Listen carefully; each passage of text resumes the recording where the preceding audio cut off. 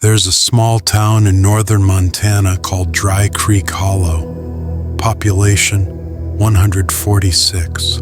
You won't find it on any GPS. There's only one road in, and the locals stopped putting up signs after 1998. Not because they don't want visitors, but because they don't want anyone else disappearing. The town is surrounded by dense, silent forest. No wildlife sounds, not even wind through the trees. Just stillness. The locals say the forest has been like that forever, as if even nature itself is scared to make noise there.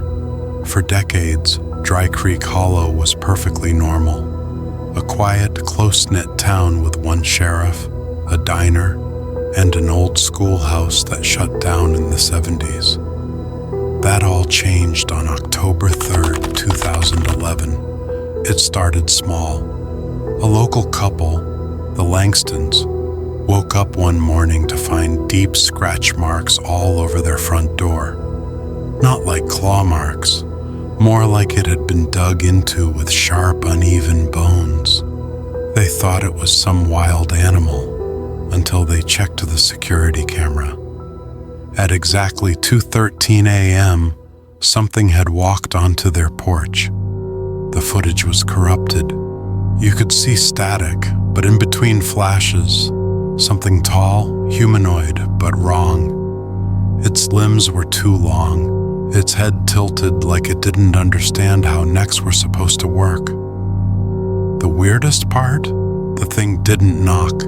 It just stood there for exactly 6 minutes and 19 seconds staring at the door. Then it left. 2 nights later, another house had its door scratched up, then another. Always at 2:13 a.m. No alarms went off. Dogs didn't bark. Whatever it was, the town couldn't hear it. Only the damage it left behind. By the end of the week, people started vanishing. First, a teenager, then a farmer and his wife, then an entire family, gone without a trace. Doors left open, dinner still on the table. No blood, no struggle, just silence. The town panicked.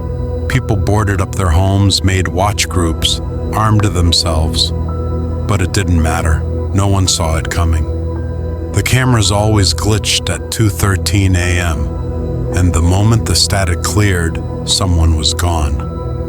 The sheriff, Eli Granger, started keeping a log of each disappearance. Every time someone vanished, he'd find a new symbol scratched into the doorframe, symbols no one could recognize. One night, he set up motion-triggered cameras and stayed awake with a rifle by his window. At 2:13 a.m., the air went dead still. Then he heard footsteps on the porch, heavy, slow, deliberate. He raised the rifle and opened the curtain, but there was no one there. The porch light flickered, and for a brief moment, he saw a shadow standing just off the steps, almost like it was waiting for an invitation.